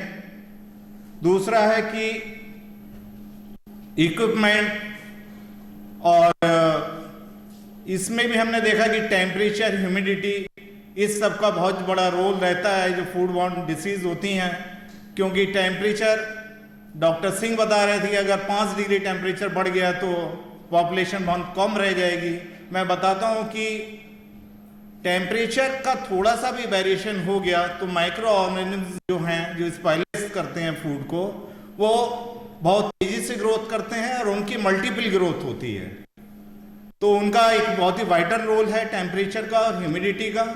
आजकल जो हमारे यहाँ इक्विपमेंट आ रहे हैं, जो हमारी टेक्निक्स आ रही हैं, जैसे हमारा स्टीम बॉइलिंग है, वो एक तरह से हमारा यूनिफॉर्मिटी टेम्परेचर कंट्रोल उसमें रहता है। वैक्यूम हीटिंग होती है। इसी तरह से पैकेजिंग, जो हमारी वैक्यूम पैकेजिंग आजकल आ रही है, उसमें क्या है कि एरोबिक माइक्रो ऑर्गेनिज्म होते हैं, उनका ग्रोथ नहीं होता है और मेजर रोल उन्हीं का रहता है जो हमारे फूड को स्पॉइल करते हैं। इस पर हम विशेषतः कभी कभी ध्यान नहीं देते हैं और फूड बॉर्न डिसीज हो जाती हैं जो हमको कभी कभी पता नहीं लगता। हम कहीं पर भी भोजन लेते हैं और वो अगर हमने आज ले लिया, कोई जरूरी नहीं है कि उसका साइड इफेक्ट आज हो। वो 1 दिन से लेकर के और 60 दिन तक कभी भी हो सकता है, क्योंकि माइक्रो ऑर्गेनिज्म डेवलप होने में कभी कभी काफ़ी टाइम लग जाता है। और उस सब से जब आदमी बीमार होता है, हमारा स्टेट के ऊपर, रेवेन्यू के ऊपर बहुत बड़ा फर्क पड़ता है, क्योंकि हॉस्पिटल में जाता है। हॉस्पिटल में गवर्नमेंट रन जो हॉस्पिटल हैं वो उसके मेडिकल इश्यूज पर बहुत ज़्यादा पैसा खर्च करते हैं। और आजकल तो इतना हो गया है कि हॉस्पिटल की रेटिंग लोग देते हैं कि यहाँ पर फूड कैसा था, क्लीनलीनेस कैसी थी, सर्विसिंग कैसी थी इसकी, और वो बहुत उसकी रेटिंग देखकर ये लोग चूज करते हैं कि हम किस होटल इंडस्ट्री में या किस जगह हम जाएं। आजकल तो टूरिस्ट भी बहुत आते हैं और टूरिस्ट का तो बहुत ज़्यादा फोकस रहता है इस पर। मैं बताता हूँ, क्योंकि मैं इन्फोर्समेंट डिपार्टमेंट में भी रहा। एक जगह मैं था और जब हम लोग वहाँ इन्फोर्समेंट के लिए गए, वहाँ पर जो हमने उसके फूड आर्टिकल्स की कोई करना चाहा, उस जगह के डीएम और कमिश्नर ने ये कहा कि अगर आप इसको कर दोगे तो टूरिज्म पर बहुत बड़ा प्रभाव पड़ेगा, ये बड़ा एडवर्स जाएगा। और ये एक वास्तविकता भी है कि अगर कंज्यूमर को ये पता लग जाए कि आज उस जगह कोई गया और वहाँ पर इस तरह का फूड आर्टिकल मिला है, तो निश्चित तौर पर उसके रेपुटेशन पर बहुत ज़्यादा फर्क पड़ता है। वहाँ कोई जाना नहीं चाहता, क्योंकि हर शख्स यही चाहता है कि मुझको सेफ, होलसम और न्यूट्रिशियस फूड प्रोवाइड किया जाए। तो मेरा यह है कि इस सेक्टर पर कभी कभी लोग नहीं देते, क्योंकि ये सोचते हैं कि वो इकोनॉमिक पॉइंट ऑफ व्यू से देखते हैं। इसके लिए हमारे डिपार्टमेंट की तरफ से भी बहुत ज़्यादा सहयोग हो रहा है। फास्ट ट्रैक ट्रेनिंग कराई जा रही है, ईट राइट कैंपस बनाए जा रहे हैं। और इस इंस्टीट्यूशन को मैंने देखा कि ईट राइट कैंपस घोषित किया गया हमारे डिपार्टमेंट की तरफ से। मोबाइल फूड वैन्स हैं जो इजीली सब जगह जाती हैं और कोई भी कंज्यूमर या फूड बिजनेस ऑपरेटर उसको चेक कर सकता है कि उसका जो फूड है वो हर तरीके से सही है कि नहीं है। हम लोगों ने बुकलेट्स भी जारी की हुई हैं जिसमें easy detection of food adulteration भी दिया हुआ है, उससे हम पता लगा लेते हैं कि क्या है उसमें। इसके अलावा हम लोग सैंपल्स भी इस तरह से कलेक्ट कराते हैं कि अगर कोई अपना सैंपल ये देना चाहता है कि उसमें क्या एडल्ट्रेशन है कि नहीं है, तो उसका भी हम लोग बता देते हैं कंज्यूमर को, जिसके ऊपर कोई कार्रवाई नहीं की जाती है हमारे डिपार्टमेंट की तरफ से। हम लोग हर तरह से, पहले जो जागरूकता भी नहीं थी और इतना टेक्नोलॉजी भी नहीं अपग्रेड हुई थी हमारे यहाँ ही, जैसे मैं देखता हूँ कि पहले 6 लैब्स थी, अब हमारे यहाँ 18 लैब्स होने जा रही हैं। पहले केवल फूड एनालिसिस में कुछ पैरामीटर पर एनालिसिस होती थी, आजकल हर चीज़ की है। पेस्टिसाइड रेजिड्यू हो, चाहे आपका हैवी मेटल्स हो, केमिकल एनालिसिस, माइक्रोबायोलॉजी भी बहुत जल्दी होने जा रही है, 2-4 महीने में वो भी शुरू हो जाएगी। तो हम लोग देखते हैं कि जो बहुत सेफ होलसम और न्यूट्रिशियस फूड तब प्रोवाइड होगा जब हमारा फार्म टू फोर्क जो है ये बिल्कुल सब सही रहेगा। मैं आपको ये बताता हूँ कि जो हमारा फार्म से भी आ रहा है उसमें जब हम लोग उसको देखते हैं तो पेस्टिसाइड रेजिड्यू ही वहाँ पर लगभग 20% है और कुछ आर्टिकल्स में बहुत ज़्यादा है। उसमें है क्या कि फार्मर पेस्टिसाइड का छिड़काव करता है और अगले दिन ही उसको बेचने ले आता है, और अगर उसकी क्लीनिंग नहीं हुई, पता चला इंडस्ट्री में होटल रेस्टोरेंट में वो आया और उसका अगर ये जो प्राइमरी स्टेप है उसका क्लीन करने का अगर कोई प्रॉपर नहीं हुआ तो वही पर ह्यूमन बीइंग उसको कंज्यूम करेगा और उसके साइड इफेक्ट आएंगे। तो जो सेफ फूड का स्टेप्स हैं कि जब आए तो उसको सबसे पहले क्लीनिंग, उसके बाद में सॉर्टिंग, उसके बाद इक्विपमेंट का सैनिटाइजेशन और मेन है टेम्परेचर कंट्रोल का। टेम्परेचर उतना ही हो जितना उसका रिक्वायर्ड है, और उसके बाद में सेपरेशन भी एक बहुत बड़ी चीज़ है। नॉन वेज का अलग हो, वेज का अलग हो, फ्रिज में कैसा रखा जाए इसकी भी टेक्निक्स हैं, और टेक्नोलॉजी हमारे एक्ट में भी अपग्रेड होके आ गई है। HACCP है, hazard analysis and critical control points हैं, गुड मैन्युफैक्चरिंग प्रैक्टिसेस है, गुड हाइजीन प्रैक्टिसेस है, ये सारी फॉलो करने चाहिए। और इक्विपमेंट में भी एक से एक टेक्नोलॉजी आ रही है और जो रिक्वायरमेंट है उसी हिसाब से अपडेटेड टेक्नोलॉजी के इक्विपमेंट भी हमको लेने होंगे। अब तो ये भी आ रहा है कि जो किचन है वो लोग ओपन रखते हैं कि कंज्यूमर आए उसको देखे कि किस कंडीशन में इसको बनाया जा रहा है, जिसका उसका फेथ हो और उसका ये हो कि यहाँ पर हमको सेफ फूड मिलेगा, तो वहाँ पर आए। काफ़ी स्टेप्स अपडेट करने पड़ेंगे हमको, और इसके लिए एक मैनेजर जो मैनेजमेंट होता है उसको रिस्पॉन्सिबल होना पड़ेगा। AI में भी आ गया है कि AI बेस्ड भी आ गए हैं जो सॉफ्टवेयर जो ये बताते हैं और रिमाइंड कराते हैं कि कब क्या होना है। इसकी वीकली मंथली मैनेजमेंट को ट्रेनिंग करानी पड़ेगी।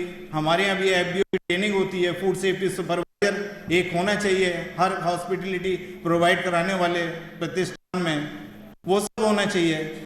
क्योंकि हम देखते हैं कि टूरिस्ट आते हैं और यहाँ का अगर फूड प्रोवाइड उनको कराया जाएगा तो वो कई जगह जाके बताते हैं कि हमारा इंडियन फूड कैसा है। और जैसा कि सिंह साहब ने एक बताया कि कल्चरल, ये मिलेट की बात कर रहे थे, ये इंटरनेशनल मिलेट ईयर 2023 को घोषित भी किया गया, और हमारे चीफ मिनिस्टर सर ने और PM सर ने, ये दोनों ने उसको प्रमोट करने के लिए कई इस तरह के आयोजन भी किए। उस पर भी हमको जाना होगा क्योंकि हमारी जो फूड हैबिट्स हैं उनको भी सुधारना है, उस पर भी हमको काम करना है, और इन सबको भी उस पर आना पड़ेगा जो हॉस्पिटलिटी प्रोवाइड करने वाले हैं। क्योंकि कंज्यूमर का मेन क्या है कि कंज्यूमर की जो नीड्स है वो क्या है। अब सोसाइटी में एक बहुत बड़ा वर्ग हो गया है। अगर आपको ये पता चल जाए कि यहाँ पर जो है शुगर फ्री टाइप के ये फूड्स बनाए जाते हैं, तो एक मेजर एक सोसाइटी का वर्ग है जो डायबिटिक इफेक्टेड, कुछ ऐसे हैं जो मिलेट्स के ऊपर आ गए, जो रूटीन का व्हीट फ्लोर नहीं इस्तेमाल कर रहे हैं, वो उसको बहुत ज़्यादा चाहेंगे। तो कई अच्छे अच्छे होटल्स हैं, हमारे लखनऊ में ही है ताज होटल, उन्होंने ये स्टार्ट कर दिया कि वो मिलेट के पूरे व्यंजन उनको देते हैं। इस सब पर भी काम करना पड़ेगा। मेन कई विद्वान प्रवक्ताओं ने कहा कि जो नीड्स हैं कंज्यूमर की उनको हमें पढ़ना पड़ेगा, और मैं समझता हूँ कि बेटर फूड और हाइजीन, क्लीनिनेस, HACCP का, गुड हाइजीन प्रैक्टिसेस का, गुड मैन्युफैक्चरिंग प्रैक्टिसेस, इन सबको जानना पड़ेगा, इन सबको फॉलो करना पड़ेगा। और इस टेक्नोलॉजी के साथ में जो नहीं चलेगा वो वास्तव में बहुत पीछे रह जाएगा, क्योंकि लोग फॉलो ही नहीं कर रहे हैं। अब कंपटीशन में भी आ गए हैं, तो कौन आगे जाएगा, कौन, ये सब बहुत महत्व रखता है। क्योंकि मुझे आज मौका मिला, मैं खास तौर से institution head doctor Shiv Mohan ji का विशेष तौर पर बहुत बहुत धन्यवाद कहना चाहूँगा इनको। मैं आभारी हूँ आपका कि आपने मुझको मौका दिया। जो फूड सेफ्टी डिपार्टमेंट की तरफ से मैं यहाँ पर आया, और फूड सेफ्टी के कोलैबोरेशन से ये 8th इंटरनेशनल कॉन्फ्रेंस का आयोजन किया गया। सम्मानित सभी प्रवक्ताओं को मेरी ओर से बहुत बहुत आभार, धन्यवाद।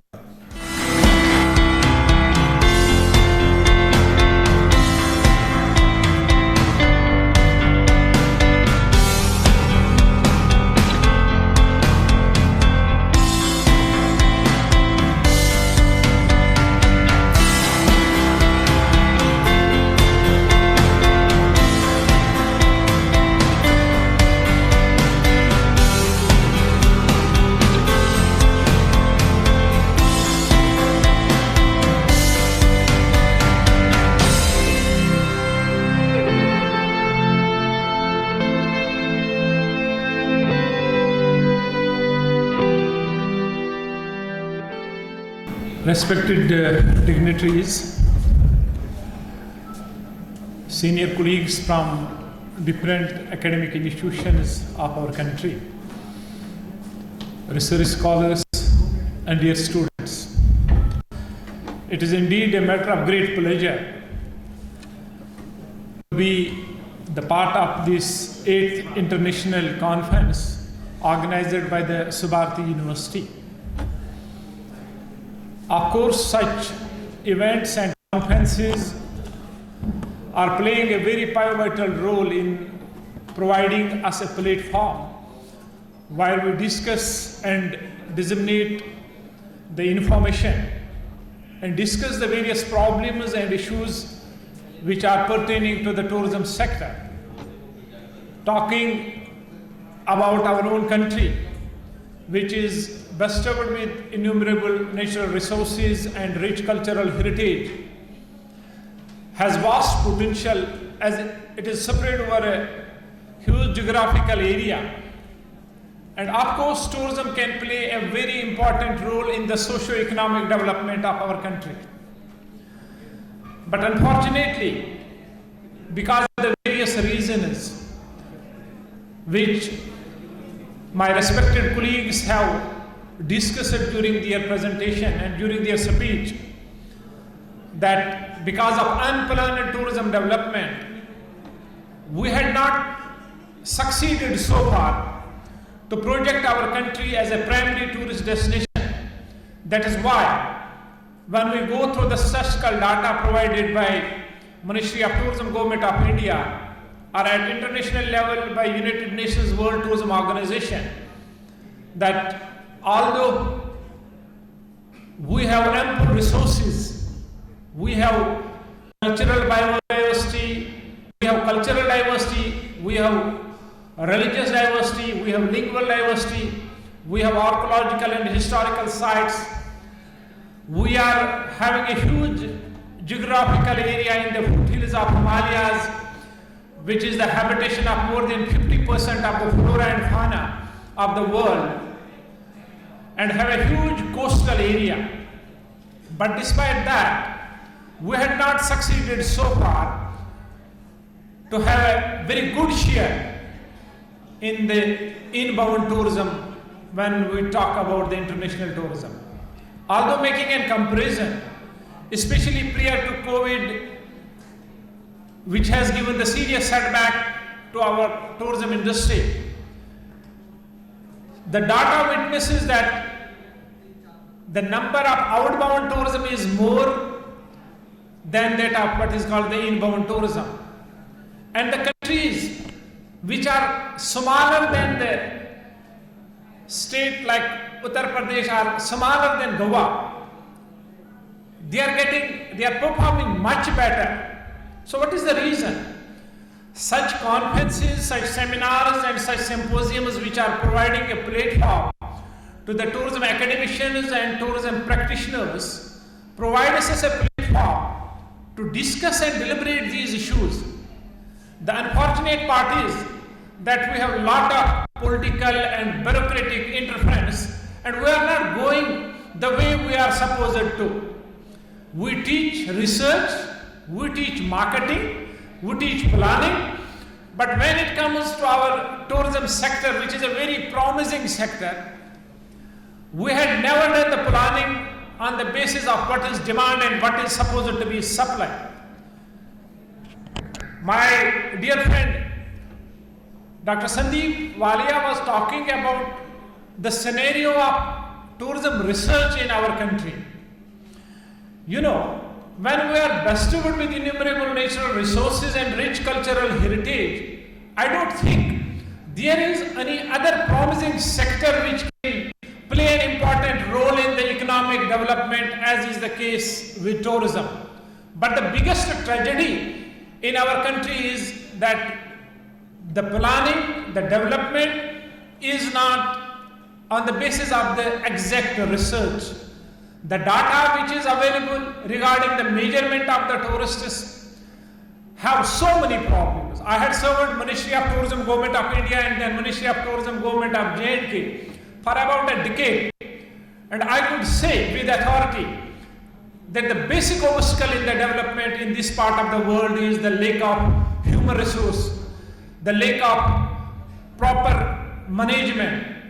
We have some of the people who have the monopoly in the hospitality sector because they had been enjoying it since colonial period. But of course we lack policy makers. There are some of the states which, although had been enjoying tourism since ages, but are still with our tourism policy. Talking about my own union territory, Jammu and Kashmir, which is rather synonym to tourism and had been enjoying tourism since ages, we are not having a proper tourism policy.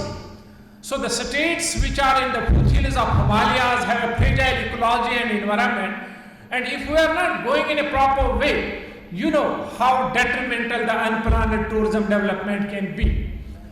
So when we are talking in context of the present conference, advanced technologies and innovations in tourism and hospitality sector, it is not possible to go for what is called the sustainable tourism development. Although in the academic circles, sustainable development has become a buzzword. But the unfortunate thing is, हमने इसको सिर्फ रट लिया है, what is the definition of sustainable development? And are we really going for the sustainable development? And what havoc tourism has created in the ecologically fragile areas, starting from Kashmir down to what is called the Andaman and Nicobar, and from northeast to west. Although the present government has put tourism in the priority sector, it is of course appreciable step. But unless and until the tourism is not properly planned, properly developed and properly managed, so this tourism can create a havoc because it is a double-edged sword which is having more negative impacts than the positive impacts. And it is not only proper planning and development, we are having a state-of-art infrastructure coming up, be it in light of what we see, the roads or railway network or open air policy, the airports, but try to understand the fragility concern in the Himalayan region or in the coastal regions. I have my humble request to my respected colleagues who are representing different educational institutions on pan-India basis, that please play your pivotal role in this regard and encourage the research on those issues which are pertaining to the sustainability, because we don't have to think of our own self, but we have to think about our future generations. I was asked to discuss about the community engagement for the achievement of sustainable development goals. As you all are aware about the sustainable development goals which are supposed to be attained by 2030. Our country, of course, have a very important role based on the tourism resources we are having. And of course, the challenges which we are facing right now, because tourism is not being planned and developed just for the economic gains, but now you know the scenario all over the world, it is playing an important role and is using as a tool for national and international understanding and peace building. So my humble request that such occasions, such conferences and seminars should be used as a platform so that we do the research and disseminate the information not only to the stakeholders but the policy makers also, so that they can draft the policy which is in tune with the requirement of our resources rather than generalizing our resources with West. Very good afternoon to one and all. Dear delegates, it is indeed a privilege to stand here at the podium and address the audience. I must say that this conference has literally given me certain lessons. But if we ponder, I'll just take 2 to 3 minutes. If we ponder upon the topic, the advanced technologies and innovations in hospitality and tourism, I feel that most of us know about innovations, use of robotics, artificial intelligence, VR, AR, virtual reality, augmented reality, and so on and so forth. But friends, I feel, it's my opinion that somewhere, if we look after sustainability, this both cannot go hand in hand. That's why there are new concepts coming up like sustaino-entrepreneurship, entrepreneurship mixed with sustainability. And the major concerns which these innovations can give up is related to cyber security and data breach. If we see guests coming in hotels, tourists coming in various parts of India, they have data ins and out. Everywhere there is data flowing. And all those data can be breached. वो data खराब हो सकता है, use हो सकता है. And when we are talking about machine intelligence and recognition, there is third step also where machine will automatically, because it will be automated, and then at that level it will be dangerous for us to control. It will not be possible for us to control. Possibilities are there. So, looking into all those aspects, quantum cryptography has roped in. If we talk about quantum cryptography, that has related data only, where all the data, whatever is to be used only will be used, and on the consent given by the guest. That data security has to be there in the tourism and hospitality industry. With this few words, I close down my session or talk. Thank you one and all students. Jai Hind all.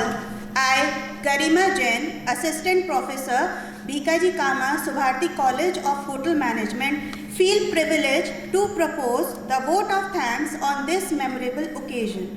First of all, I thanks to the Almighty God for making today's occasion a huge success. First and foremost, I thank our special chief guest, Mr. Vineet Kumar, Assistant Food Commissioner, who despite his busy schedule has found time to grace this occasion. Thank you so much, sir. And I also express my heartfelt thanks to Dr. Anand Kumar Singh, retired principal, IHM Bhopal, for his valuable contribution. Thank you so much, sir, for coming. We are grateful to our Vice Chancellor, Major General Dr. G.K. Thapliyal, sir, and our CEO, Dr. Shailya Raj ma'am, for their words of encouragement. Their able guidance has always encouraged us. I thank them for their kindness and continued support. I thank our head of institution, Dr. Shiv Mohan Verma, for their unstinted support for this event. My special thanks to all the dignitaries who spare their valuable time for us. My thanks to all the faculty members of BCSCHM for their valuable contribution, guidance and encouragement in the efforts. I owe special gratitude to the non-teaching staff who have worked hard to ensure that this occasion become a success.